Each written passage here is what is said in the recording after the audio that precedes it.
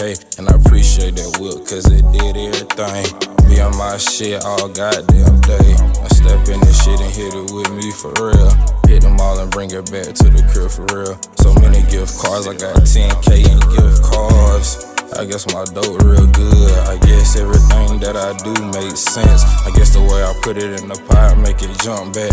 The way these people got they turning back on me for real. They got me fucked up for real. My own family do me wrong, they don't know how I feel. Depressed about a lot of shit, I'm going through so much. I be sitting back thinking like, what the fuck? Lifestyle real, they gotta understand this shit. I could be gone any day in the feds. Could be out here messing my shit up. I'm trying to do my